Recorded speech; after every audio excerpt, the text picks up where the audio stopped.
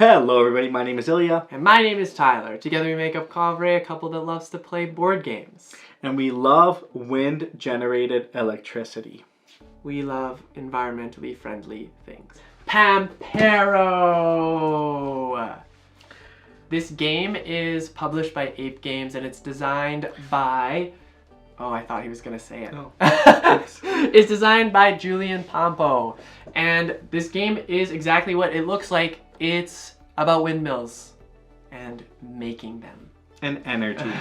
Now, this is a prototype of the game, so everything that you will see here is still in prototype form. Yes. There'll be updated iconography and updated various aspects. I think we also had to substitute some of the other components in, so if you see something that looks a little bit off, it's a prototype. It's still in the works. Yes. And there was a little box accident, so if you see a little bit down here. Yeah. That's besides the point. We're really excited to talk about this game.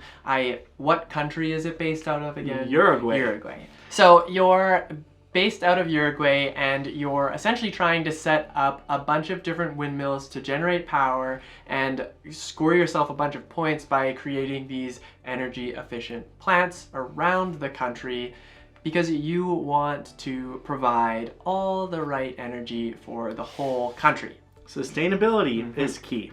And you'll be competing against a bunch of other folks to do this, and whoever has the most points at the end of the game, which is in money, will be declared the winner. With that said, let's take a quick look at how this game is played. Pampero is played over a variable number of years, or rounds in this case. Your goal in this game is to have the most money at the end of the game. Each year will consist of 4 phases: action, consolidation, sometimes scoring, and turn order phase. The action phase is where most of the gameplay will take place. Each player will receive 3 turns in this phase. Each turn, the player will first place their action marker disc to mark the current action turn. Then take one of the 3 core actions. Play a card, retrieve all action cards, or take a battery. Playing cards will be the most common action taken in this phase. You'll always place cards left to right on your company mat and slide them left or right in the spaces depending on which section of the game board you want to take the action in. You'll notice costs vary depending on where you're taking your actions. Many of your actions will allow you to influence your personal board. You'll increase your income tracks by fulfilling contracts. You'll complete contracts in your energy grid, remembering to build electrical towers as they're essential in unlocking sections of your player board. And finally, obtaining energy. Electrical towers are truly essential to your success in the game. You'll start the game with only 1, which limits contracts you're able to complete, income you're able to earn, and access to transformers in your grid. As you build more electrical towers, you'll unlock more opportunities for advancement and bonuses from the tower bonus board. Building wind farms will produce energy, which in turn you can use to fulfill contracts and gain batteries in the consolidation phase. Of course, to build, you'll need bulldozers in locations you wish to build in. But don't worry, you can move them each time they're used to build anything, and with one of your base cards as well. You can also use your opponent's bulldozers by paying them the zone cost. You'll fulfill contracts in various sections of the map, permitting you're able to do so. Contracts will gain you income and allow you to place transformers to progress your own grid and contribute to scoring goals. Some contracts can be fulfilled together in one turn, while others prevent another from being fulfilled. You'll have to consider where each contract is on the board, as that will impact your decision making as well.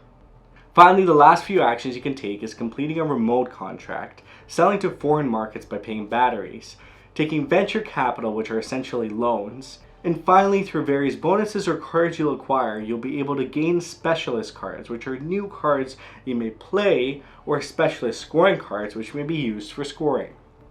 Now that's generally the actions. The other 2 actions you can take instead of playing a card is retrieving all action cards and sliding the time track to 1 space to the right, or obtaining a battery and sliding down your turn disc. Once everyone has done 3 actions, it's time to move to the consolidation phase. Here, every player will take back their discs, take back the rightmost played action card from either row, gain batteries from their grid, collect income, and advance their time track disc. When all the discs are on or have crossed the scoring icon, you'll complete a scoring phase.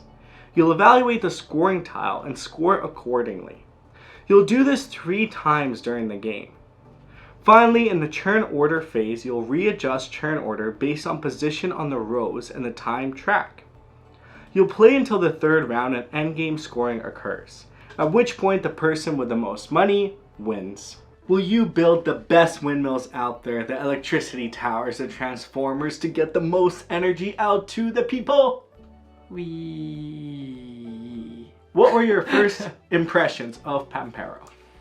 Like any big box heavy game, this takes a bit to get going. Not only understanding the game itself, but also like progressing through the game. It's slow to start and then builds and builds and builds. That being said, I quite enjoyed the plays that we've had with this game. It's very interesting to grow your opportunities in the different business levels, or like the what are they called? The income levels. Tracks, yeah. And do it differently every time. You can think of different ways to do it, plan differently, spend differently. I quite enjoyed our first couple of plays through this game. There's just so much strategy in this game. I feel like going through the rulebook and slowly learning and discovering the game for the first time, it was like discovering magic almost. I feel like everything just connected so smoothly, and I think with heavier games, for myself personally, if the theme and everything connects, the game doesn't feel as heavy anymore and makes sense. It's a lot of fun, and this is what this game felt like. Yep. I felt like everything we were doing was making sense. You needed the requirements that were being met. Like, obviously you need a bulldozer if you want to build something. Obviously. Yeah, that's true. So I think a lot of those connections just made the game easier, and by the end of it I was like, oh, it's over. Like, it was just starting to get all this exciting momentum happening. Yes. So, okay, before you get too far into it though, let's talk about our comparables, because we'll get your borderlining into our why they should check it out portion. You're right. Well, my comparable for this game is Lacrimosa from Devere Games. The reason it's my comparable is it has a similar feel to like the action system. Basically, you have cards, and you're playing in Lacrimosa. You're playing a card either above or below, and then based on the card that you play and the symbol that's there, you're taking that action. Yes. Here, you're also playing a card above and below, but here it's more around area-centric and the cost-centric based on the region that you're playing. But it's the same thing. The symbol on the card is the action that you're doing. So it's very much of a heavier play a card, do an action. The action is going to influence and open up more opportunities and potentially score you more points at the end of the game. So if you enjoyed Lacrimosa, I think this is a game that will tickle your soul in a good way. Yes, I went a similar route. This box is as big as a Lacerda. So I figured I would just mention the Lacerda that I think is pretty similar to this, and that is Lisboa. I think in Lisboa, same thing as Lacrimosa. They're very similar actually, is you play a card and you'll do these actions, and a lot of the times it's top or bottom based. This is interesting because it does the twist that exactly Ilya was talking about, where now it's location based and cost based, but it cascades into these larger effects, these larger meanings to the game that end up generating you more points. You're able to do more things, and just so on and so forth. I think for that reason, Lisboa is a good example. Even in just comparison of weight as well, I think this game stands with those types of games, but particularly it gave me vibes of Lisboa. Well, now into the exciting section, which is why we should check it out. Why you should check it out. We've already checked it out. Well, I'm going to start because I'm excited. He's going to continue on from his points in the first impressions. Exactly. The theme in this game is outstanding. It really is. I cannot compliment it enough. I think, first of all, renewable energy, electricity, wind-driven energy. That's what Pampero is. I think it's a wind that is... The definition of Pampero is going to be put right here because I don't remember, but the tie into that is really cool. But everything that you do in this game makes sense. The fact that you're able to also generate more energy and get batteries and potentially sell those batteries to neighboring countries to support renewable energy and encourage others to do the same. There's a lot of just love in this game for the theme and every little intricate situation, and I loved that. Yes, yeah, and even just like to the point of like increasing your income. When you increase your income, you get more that you have access. You have more access to a lot of other things, so you're able to spend more on more stuff and also move across your board, which makes it feel very, very satisfying. My point that I want to bring up is actually about player interaction. It's very cool. I'm not much of a take that person. I'll play those games, obviously when it happens, and then I'm also very much like decision driven. If it makes sense from my strategy perspective, then I'm probably still going to do it. I'm sorry if it impacts anybody else. But Pampero does this interesting thing where you're actually able to utilize other people's bulldozers, and I guess like any type of building that they have on the board. But the nice thing is you might end up taking something that they could have got away from them. In return, you have to pay them for it. So there's this nice little balance of like, I'm gonna benefit from exactly what I'm doing, but I can't actually do this in this area because I don't have a bulldozer. Hang on a second, Ilya has a bulldozer. Here's some money, let me use your construction stuff, and I'm gonna put up a windmill here. So then all of a sudden I'm getting a bunch of bonuses and Ilya is kind of reaping the rewards. I don't know if it's necessarily something that should be like one of those things that you absolutely have to do or you should try to avoid, but it doesn't hurt, especially when you don't have that opportunity to maybe get into somewhere that you really need to be. And speaking of that choice of like doing that or not doing that, I think this game offers so much variability in the strategies that you decide to take. I think you can really approach this in so many different ways. Which contracts you're going for, which scoring conditions you're going to explore. Are you really going to prioritize just getting potentially the outside contracts? Or what is the cards that you're going to play to get them back faster so they're potentially cheaper? Yes. So there's just a lot of variability in this game that leave it so dynamic and interesting. And the fact that the round structure is not fixed too keeps it really interesting. Oh yeah, you never know. Yep. Yeah, depending on the action that you take, sometimes it can move up your own round tracker, and then when everybody's is at the end, then it's game end. But that, again, like Ilya said, is varying, which is very, very cool. And yeah, this game just hit all the right spots. So if those things stood out to you, then that might be a reason you want to check this one out. But our next part, though. What are some of the reasons that you may not want to check this game out? What are some of the ways that maybe Pampero is not for you? Yes. Maybe you love oil. I mean, it makes the world go round. At least for now. My point that I would like to bring up in this why you shouldn't check this out is obviously it's a heavy game. If you are not a person who likes games like On Mars or I guess Lacerda games in general because they're just too heavy in weight, then Pampero might not be a game for you. That being said, if this is a heavy game that you're looking to try out, maybe the theme really stands out to you for some reason, keep in mind that it is a very tight resource game where at the beginning you have to spend your resources very wisely because money is short. Like you're going to be short on money until you can generate a bit of income and move your income cubes up to go further and further, or you can end up taking out debt, which is not or a loan, which is not the greatest thing, but it's a possibility. It just means that you've got to reassess your game while you're going through it. Yeah, that's really what I would say. I think the other thing for me too is the length of this game being a complex game. Especially for the first time playing this game, it is going to be a 3-4 hour game. By the time you understand the rules, how everything works, how the turns work, it's going to take longer. So if that experience does not appeal to you, then maybe this game is not for you. I will say there will be a really, really handy booklet in this game. That is like a reference booklet that a lot of other Lacerda games have as well, and a lot of other heavier games in general have, which is always really helpful. And I loved that at the end of this reference booklet, there's a little guy that's like, if I don't have this, how do I get this? Yeah. How do you get money? How do you get energy? It's like an FAQ. And it gives you like tips, basically. I'm like, oh, yeah, that's how you get energy. These are the options that I have. And that was really helpful. Yeah. I went back to reasons you should check it out. Oops. No, that's fair. I think to wrap it around to why you wouldn't want to check this game out is because it's got a lot of small parts that may seem simple, but in the grand scheme of the whole game, it is getting into that heavier space.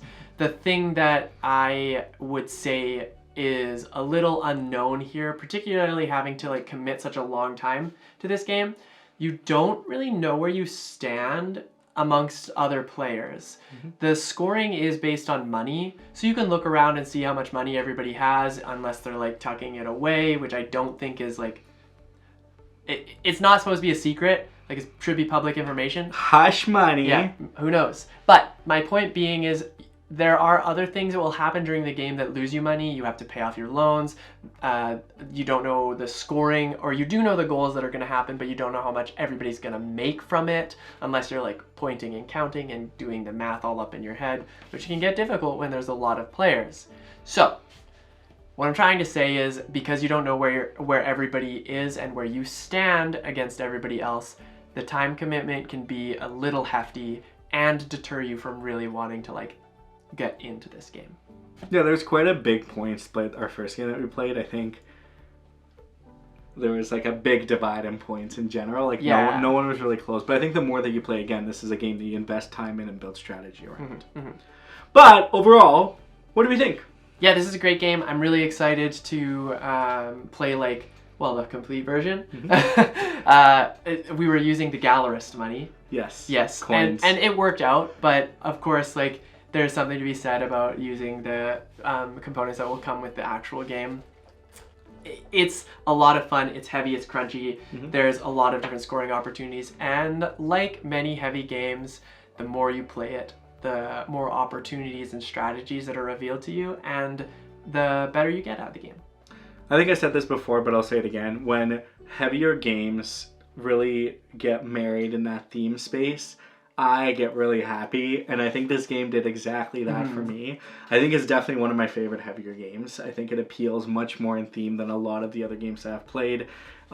Everything just made sense in the game. I want to come back to it. I want to explore the possibilities of strategy. I want to see it at the table again, because it has a humongous table presence, because your own player board and your player mat with the big board. There's just a lot that's going on, but it feels so good when everything is happening and in action, and you see all the electricity towers and windmills all built up, and you just see a beautiful country filled with renewable energy. I forgot that I called them power towers. Tyler did call them power towers, and every time he put one, he'd be like, I'm placing the power tower. Facts. I did in fact do that. Well, that is Pampero for our question of the day. If you had to make a really heavy game that mashed well with an amazing theme, what would you want that theme to be? I think having a bakery. Having a bakery. Because I think there's so many elements in the bakery that you need to do. Like, I feel like people that are bakers have to wake up at like 4 a.m., get the dough ready, make sure the toppings are ready, and then selling it is important. Making sure you hear the customers. And having enough so you can, You don't, or maybe you want to sell out to build demand. Yeah, because maybe it'll be busier the next day. It's like baking is like this complex profession. It is. It's so complex. Yeah, props to you, whoever out there is. I love all the bakers out there. Yeah. Because they make great things. So I think that would be mine. What would yours be? I don't know. I asked the question, but I really don't know. I think maybe like traveling through like a safari or something, going on some kind of excursion, or maybe even like just planning a vacation would be really cool. That is cool. Maybe you are a travel agent or something along those lines, and you have to plan like the perfect trip for people. Anyways, there's a lot of possibilities out there. Optometrist. I guess to put it in a more simple way, what is a theme that you would really love to see in a crunchier game? I already said mine. Well, thank you so much for watching. If you enjoyed what you saw, give thumb and the subscribe button. Feel free to learn more about Pampero as well. We'll put a link down below that you can learn more about the game and see it in all its fruition as well. Yes. Yep. I left Ilya hanging there intentionally. But thank you so much for watching. Really appreciate you. We make YouTube videos on the weekly because we love chatting about board games. And we'll see you in the next one. Bye.